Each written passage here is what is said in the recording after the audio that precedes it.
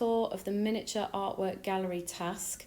I'm going to explain to you what the task is about and how you can enter into it and give you some top tips. So first of all, let me explain where the idea came from.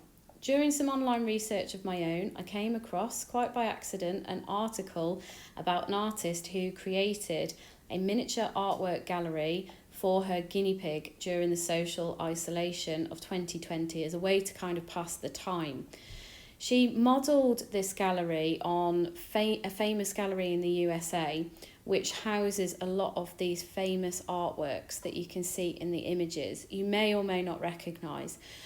But what she did that's a little bit special is not only did she create miniature copies of these very famous 20th century artworks, she also changed out the humans in the artworks for guinea pigs because that was her audience.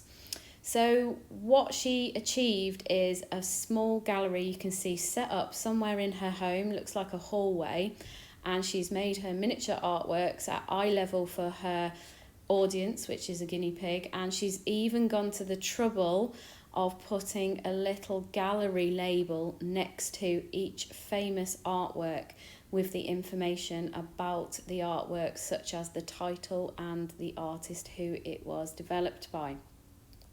So in this activity, you yourself are going to create a miniature artwork gallery. Now, there is no limit on how many artworks you can create for your gallery. You can create as few or as many as you like. It's also not a task that has to conclude or end with this week. It could be that you decide to create miniature artworks week by week, one per week, for example, and add to your gallery as time unfolds.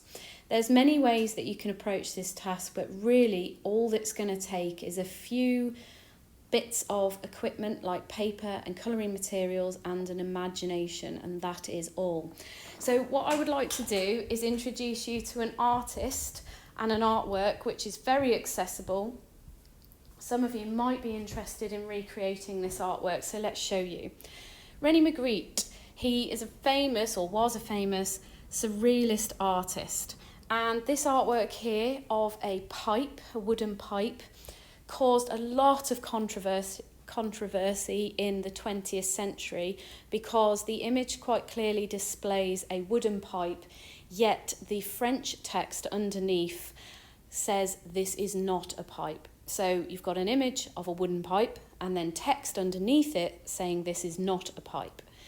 Might not sound like anything much to us in the 21st century, but I can assure you that in the 20th century, this was quite groundbreaking because it started to introduce the idea or open up the discussion about the images that we see and the text that supports those images. Which one is the more important to believe? Do you believe what you see with your eyes, or do you believe what information and text is given with the image?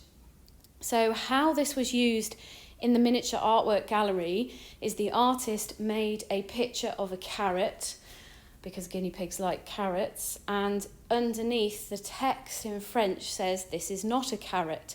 So the idea behind creating a René Magritte inspired miniature artwork would be that you would draw something and then underneath you would say this is not something that you have drawn. So I will show you an example of that in the next couple of slides. But first, let's also show you a few more famous artworks from the miniature gallery.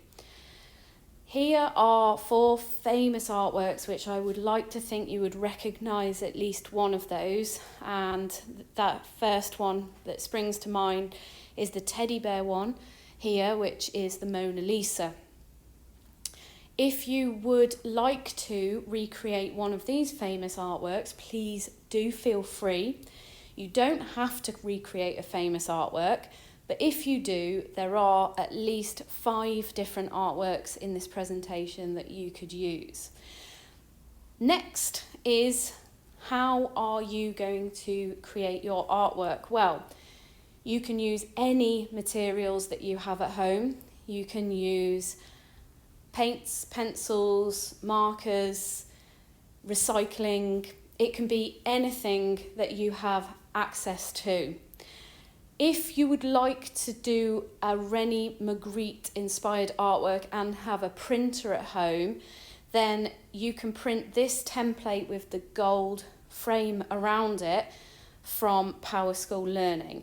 Now you can see I've done an example for you here with the apple, whereby I have created a "this is not a" artwork, and I've put a picture of an apple inside that I've drawn, and then underneath the French text says that this is not an apple, but I've changed obviously the word apple into French, and the English text underneath that says this is not an apple. So it's an image of an apple, but the text says it is not an apple. So you should get the idea. If you have access to the printer, then obviously you are more than welcome to print off this pre-made template. It is an A4 template, so it is a little bit bigger than the miniature size that you're probably going for. There's no limit on size for these artworks. There's no limit on materials, and there's no limit on what type of artwork or how many you create. So you have the flexibility to do famous or not famous. You have the flexibility to use paints or pens or not. You also have the flexibility to produce one or more. So you get to decide. But what I would like you to do, so that I can add this to your grades, I need you to take a photograph of your artwork in miniature.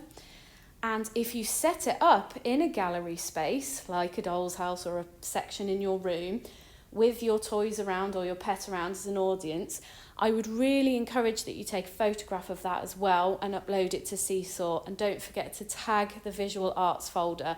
If you don't tag the visual arts folder, I will not see your work, and therefore I won't know what you've done and how creative you've been. So make sure that you do that. If you've got any questions, problems, issues that you need to get in contact with me, check out the Power School Learning page, because my contact details are on there for you, and you can get in contact should you need any help. I can't wait to see what you come up with. Good luck. I hope you enjoy this activity.